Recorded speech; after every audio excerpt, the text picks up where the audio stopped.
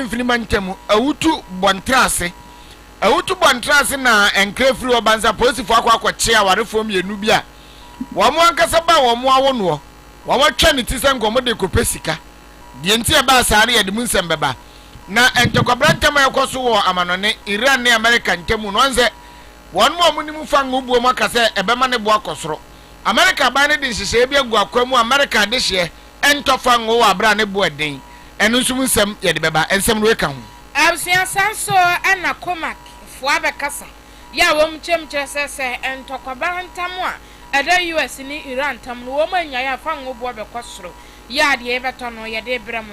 enu mu nsem ye hwese be chechem de atrem na sofo bi ne akere no ewo Cape Coast me kire wo Mountain swap adan ya wakofe fiaba ya wadi mfinhia dumiensa ya enu mu nsem ye hwese be chechem de amam abusu nsem ni nyina ni anapen na kwabna heme abusu penye won na to no boase a wasabu na se Peter Tenna dase ko sei wono nso enya adaje a waboaboa ni nyina no de amayen na mo amobeti yenka no pen no yene yedede esrifidihye ofonana kwame mafo mene abena agekumu anna na fasida PSC no Farmer Vision Computer Center wo mo na so yasra no pay sanse se wo pe bia koye printing pa correct one no na the Vision Computer Center say t-shirt nanse a yebabo Ghana boy ya yebedi 6 match nkofo to Ghana jesi toy no mo pe bia ko tro mo di agu akire kura wo munya na wo Vision anu ye twa ne neat yo po di amaw eno achi no se mo yeku mo aye chebi na mo pese mo print mo di nto ho anase bia wo bibi te se plastic metal anase bibia no a ye print bibi to ho ye no phone covers ne a wo pese o brand a fa kodan wo mo eno achi no ye bafie ma me bo bra pa edi upe bana kakraka ibi na o de asi wo e de hye ma me no nyama na so o de akire nkofo se edi pass besi obetena mantem ya bo bra no wato na nanom nsiedu nti ye ne bana anamo ya asofo mo be crusade bi mo pe bana kakraka de asi krom e de abodawuru akire nkofo a mo van kodan Vision Computer Center eno akire photocopy ne typesetting no be ye bi picture frame passport picture na apese otwa konye ntwa ne neat mfama kunka junction ye wo ba bi okadafo no wono a KNWS nso active point ye KNWS nso ambulance fo no ho aya fra 0246 361186 afa yantu eboy na yenkire ensemri mu mfama mo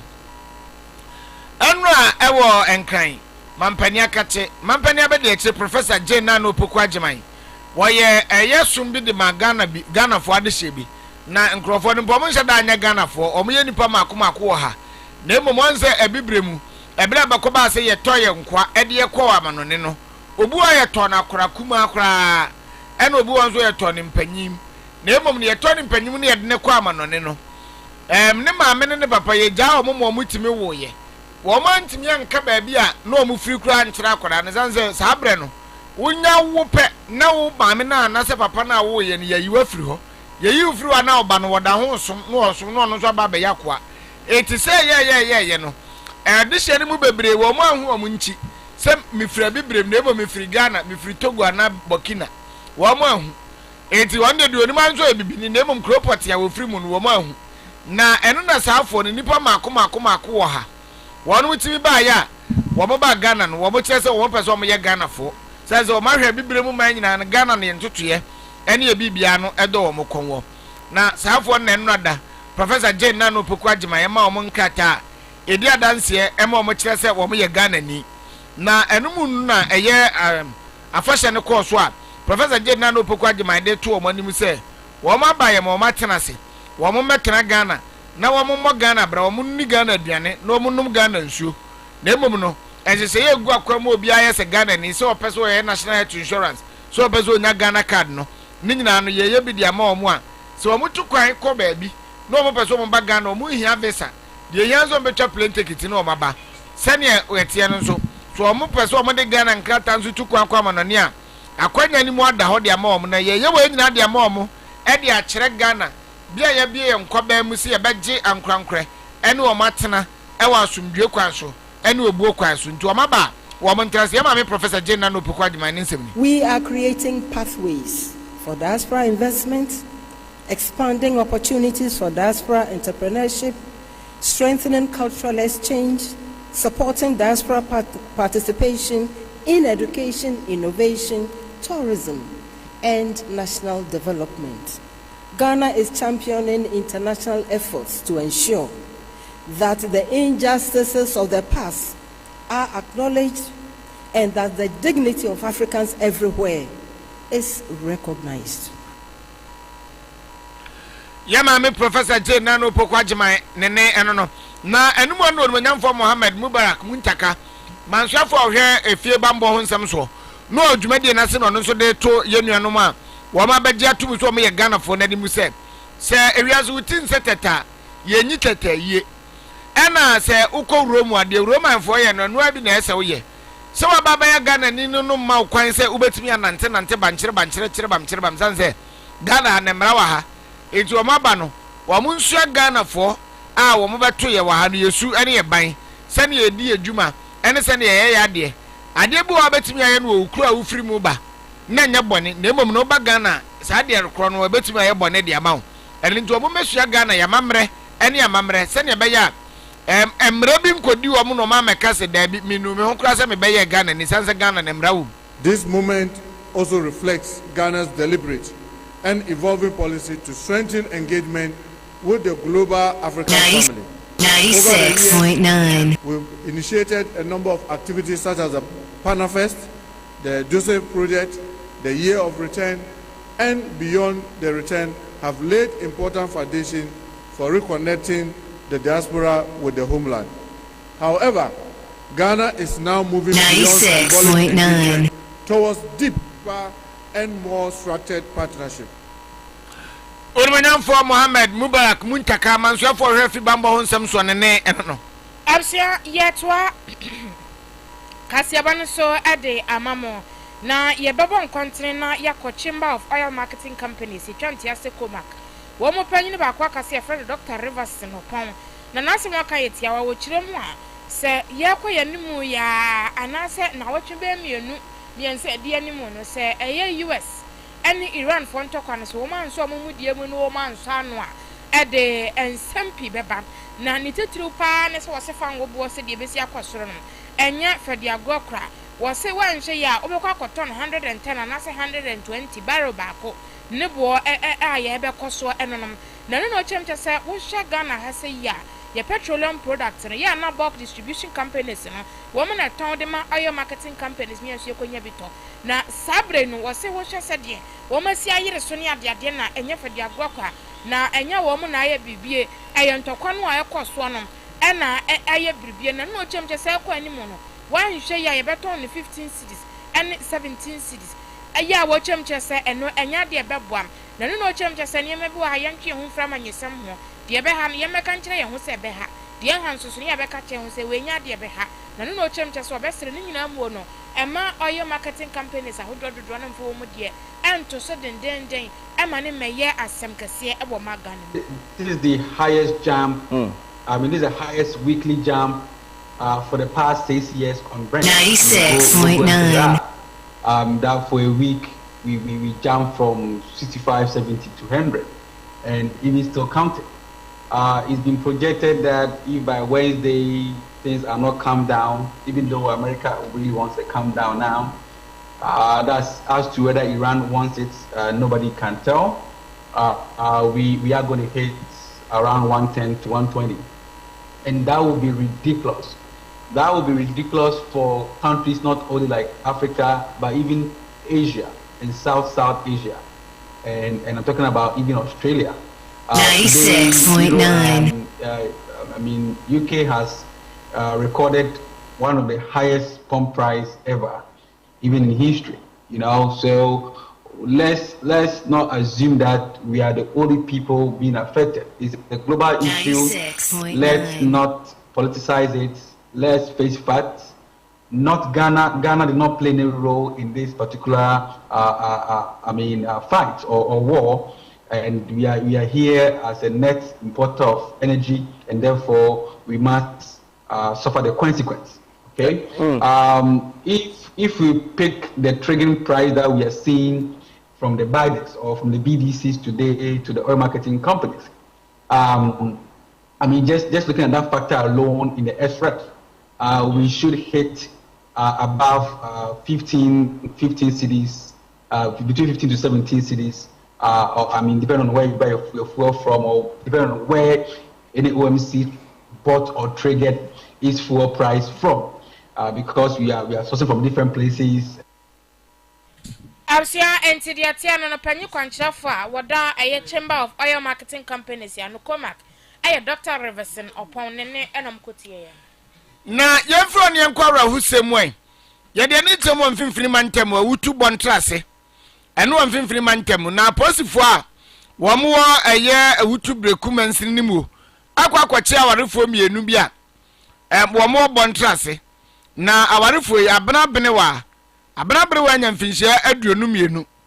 ana wone nikunu yefra no bright ehyiawo so na mfinhia aduonu nsia 2622 ana wo mo awo eye awutu bontrase na awoye ni mu no ana wo mo mote mantamu wo kire se ebe na wo twetwa mu no mu zo ba na nyem pa twon a na fukura prafom na edi be na nsaso no womu se na fu na twinto woma womu mpatam wode anim se ewura na wo na emom wanko asupiti ni kire se abrante no na de wo ba no hye dem aye chim en wo wo ye na ewura wawo wono a wonya fita wono zo wonsisi nkoda ne makura hata abonten sanse wo moti abonten dan so kura nko bi etwebo bewu se wosisi nkoda ne ma de hata na wo munyo mo se abatan kura wo mo awo foforo ena man nkofo ye se da bi o na nkofo ya mo be ya mo wini de na ato no na apesemakafo a wo mo pa asem wahu ana ba akoko bisa yeru abright ahia wo ni se oyele wawo ana no se ani o wawo na ye nya akoda no oh monya akọ yakọ ana sanipa ukobisa bright ahia wo no wono nso nyonko ba akoko bisa bene wa asem kro no ase na mawo ana na nse ye huawo ana no se yawo na akoda no me maame abete no eti nipa de me ndi kodi nkomo se we so wawo no ma anya ne ba no da ba ko so be kala da bi o ayi awura no se wawo na wonya no funsuo ma ntini maame abete ne na komo obi foforo na je se ensem ni me na nhia na eno na nipa wotoso me ensa enso anopa bi ko border so okoto border gu no ko hu akoda ketewa bi a yawo no a etrentua so ne nsa bankum so ni ho ena je se koye nkomodie na da bi ade ne etwetwe so wo mkobo posifo amane to mkobo posifo amane na koye nhwemu na je se enkofo emienu na aka bomu a wo moku omo ankasa ba no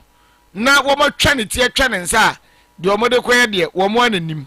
na de o a asem ni si ye poten abo ye nchiremu mo asem na ndra e che no mo asem na se oba ni fefuru oba na ekowo wo fi e no tibi traditional birth attend na to bontra se fi na kwa no na ba ne wu nso koto adaka box no ko si akola no bi ekoko he na akola no so da bola no so nye akola yi fi no akola yi no po ai na akola emse ya wo fufura mfuma nyina na so nyina to aso yetwa ne kon ene ne saba ko efrisho enti ya ma ya bo area home performance penny o area Tampa abona mania na ndra no a or fair case na de babreku abuzuanti na jase no ajimayo tabela wono na wo ho asem ni siye no ne nkyeremu no na wose wokobo kromo mpanimfo ama na ebi ni assemblyman wo ho e wo bontrase lecturer area prince labi wono so kyerem se wo makoba posifo ama ne ma posifo abeso awarefo ni mienu no hona ye fresh incident besi rubber dump ba ko waso ne koya na mpa akwala be fa ne se ya wo no be 3 to 1 week baby oda ho ma ye twa ne tie fi so ma ye twa ne nsa ba ko so nti ye da mo fa no koya na ye intel set to keep information sa ne ko se guy bi tie ere no mo a ne yira wo ba ti ba no according to reporting che se ba no na wo say ye calling chain na ye ko interrogate no the same place na incident na happen no ono so stress e wa no ko sie ne ba no e wo if that is the case then asem no mu ya wiram kaka na wo say ye ma police for esa kanu ya mini mpeno for ne yeso ne mo de no koma won ka se police for se se me no ka se twemu egu akwemu a Abuzianti na just assemblyman a wono so wo bontrase electoral area. Onumanyafo Prince Labi ne eno no. Na unso ase wo mkoba posifo amane nti ye ko posifo akache. Ene eye chief superintendent Edmond Nyameche. Ewutu Breku district police commander ekodi nkomo no so kire se. Awalifo ni bienu de o mache wo mo. Ani manima ya na ye prepare wo mo do makọ court. Enti court na be kire de ye mfanye wo mo. Any information say abofobia ya wo na ye call you no mo chaniti mo chanisa benkum ye di no komochi yes you mu aye kochi abranti ye no 26 years brighter cham na ne yire onoso abuna benu also onoso di 24 years e do have a shekuku mu a ye nhwehwe ye obama no come say owo no na bofo no wuye na Abusianti police commander Bema no ana okasa so ba no Miyura Edmond Nyameche Ewutu Breku district police command ne ene akotie no Absia yeto akase yabano so ede amamona yebebo nkwantene na yako police akachi a ewo Cape Coast meche Ogwai eho na sofu bi efrene Beneza Kondua watena sia ye nipa bonafosem a sai Beneza Kondua wadi mfinhye aduane enum na woko Facebook na be fontintem fidie ne so a nidi a wo ho ye Beneza Kondua Ministries asode a wadano eye Mahanaim Christian Center ya no wo ankafo ye wo eye Ogwai na de tie ne wo de atoto ho se wono no wo ye gynecologist a chese wo hwe mem sanso na wo san ye sofo a wo san hwe sunsumu na chese wo ye oba na wo probi aka wo asma kire no wasa hwe wo nipadua mu dia ma wo dia ene look no feda se de kabrofo no ehwa a ana ado wasam obeko na yesi yanka bi nhwemu ana match bosum de toso nsia ya Ghana independence aba obi adwene nyamedwene sofo de wanwe nyamedwene ena woni abaye bi di ahyiemu a ye frɛ abaya no wadi mfinhye dumiensa bibi nti yentimi fa ndi ntodwa na abaya no kyeremu a wokoduru ho no na sofo no yese wona ho no wonhwe na kosua kuma mu esansa na abaya no ye kompre bi abusuan wada ho hwe na kosua kuma mu na sofo no sofo de ma abaya no se wonso mwai na sofo no yi sorry to say mu ye mpanfo no oyi ponopono ebi ma akola yi hwe ya ewie de nsa hyehyehye akola ya sesebe ewie fa no ka ho eno kwante nkoda no nka ya owie ye no so video si so ye video ye say what did you scout Facebook na be fontintem video no so na abaya no wie ye okoduru school mu no wonye obi anka nkyere no ne headmistress nso ye fine pa ene okwa no wose madam ene de mani ahu no ma no krant mi ni hu adanse na ma me ne se o enya botere na ebomi mu woba ma me ni mu ana ma me ne se kai asem de wontena so ene wo ma asam ne so de call police sadam a ewe ogai ho no kwaka kire dofsufu a wo ho se munso mo asam ne de ekwa de beni dofsufu nso so ti asam na mo se da bi we de nye keka ne fie ne bio asam ne mu odu no mo ma so ene court to say sometimes sabre ewo police sadam ne nsam a Police Service, in collaboration with the Cybersecurity Authority and the National Security, has arrested a suspect pastor for offences involving a minor, including defilement and the production and possession of child sexual abuse materials. The arrest took place in the early hours of March 6, 2026, in Cape Coast Central Region during a joint intelligence-led operation. The suspect, Ebenezer Kondua, aged 45, is the lead pastor at Mahanaim Christian Center in Ankafo, Cape Coast. He was apprehended in Waraba, a suburb of Obuasi in Cape Coast. The suspect is also known to operate a Facebook profile under the name Reverend Dr. Kondua, where he portrays himself as a trained gynecologist and international marriage counselor. Investigations reveal that in August 2021, the suspect welcomed the survivor, then a 13-year-old junior high school student, into his home under the guise of providing spiritual counseling and behavioral correction. From that point, the suspect repeatedly subjected the survivor to sexual abuse over an extended period. He also recorded videos of the abuse on his mobile phone. In some instances, he forced the survivor to hold up materials displaying an adult pornographic website and to state on camera that she was accessible on that platform with apparent intent to distribute such content online. The abuse came to light when the survivor confided in her school headmistress. A complaint was filed with the Domestic Violence and Victim Support Unit (DOVSU) in Cape Coast, and the case was formally referred to the Circuit Court in Cape Coast. 96.9. Upon arrest, various items were recovered from the suspect's home and are now under forensic analysis. The items recovered include 1 HP laptop, 3 external hard drives, 5 pen drives, 1 Android mobile phone, 1 tablet, 2 electronic vibrators with accessories, assorted contraceptives used and unused, lubricants, a used pregnancy test kit, and 2 ladies' panties. With technical assistance from the Cybersecurity Authority, forensic investigators uncovered evidence of the production of child sexual abuse materials, as well as 3 private pornographic website accounts stored on the suspect's digital devices. The suspect was previously charged with 2 counts in the Cape Coast Circuit Court of defilement of a female child under 16 years, per Section 101(2) of the Criminal Offences Act 1960, Act 29, and child. Absia NT ASCID Director General COP Lydia Yakodonko ena wochiremu de sofo ni mpabone fo samwa whatever be the lubricant awale fo kura mfa lubricant nyawe na se na sofo what me to be she kwana mu hode ya de eno mu chemche be bia case no etimi akoduru Absia yefro na yenkowie kase no amanane me no kase ntokwa ekoso America no ene Iran ni Israel ntamu no wonu mo muni mu fanga ubuo mu no a kire mu se wanwe bema eye fanga ubuo etima kosoro pasan se bia fanga nam na kwa dwaman so homozu on de bia no topa ye bi koto e ma asemsi ene obeti ye se container bia de topa eye fanga crude ye kra nam wono ejatom wo bia koto topa ye nti wonu mo a womu de womu ko manimu abrabomu no womu frase womu boabo mo ho na America ban a womu ka ntokwa no dendenden no ena womu mampani Donald Trump de atudwa se wa sha so ye womu na hwefa ngo bo e wa America ne ntam wo se eto awudo bia no adeda fa ngo so no womu hwe na womu nyi bi mfiri so se ne be ya fa ngo bo a ebepeda nimu sanse ntokwa asie e wo Iran ne Israel ntam ni America ntam no entimi nkosuru pinti America ban eye Donald Trump enrada ena ode atudwa se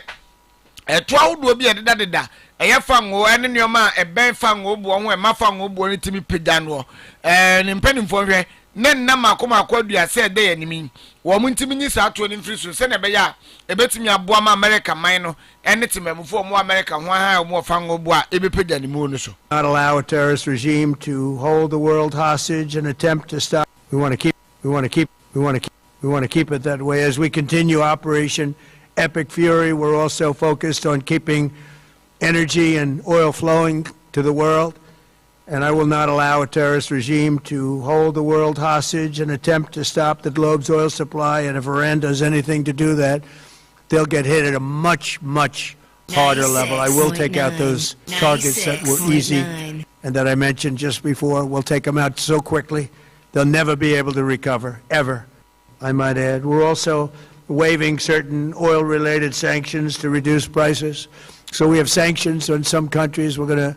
take those sanctions off till this straightens out. Then who knows, maybe we won't have to put them on. There'll be so much peace. But when the time comes, the U.S. Navy and its partners will escort tankers through the strait if needed. I hope it's not going to be needed, but if it's needed, we'll escort them right through. Can I ask you, you mentioned you were going to waive certain additional oil waivers or sanctions. Can you talk a little bit more about that and address in particular? Well, we're looking to keep the oil prices down. We went artificially up because of this excursion into a very positive thing. I mean, this was an excursion that a lot of people wouldn't have done. I knew oil prices would go up if I did this, and they've gone up probably less than I thought they'd go up. But I don't think anybody thought we were going to be this quickly successful. This was... And I'll leave you at that. Thank you very much, everybody. We want to keep it that way. As we continue Operation Epic Fury, we're also focused on keeping energy and oil flowing to the world. Abusenti America mampani Donald Trump and then yakoti ni ejina so ni ade nsem ni nyina sia no pen na kwabana heme wona semu ma na ase Peter Tena boabo ano yene amote yenka ye me esrifidi shofo nana kwame mafo mene abuna ajekumwa na safo atachei na dama yeko Facebook ye dan ho aba near the time on show abeto aso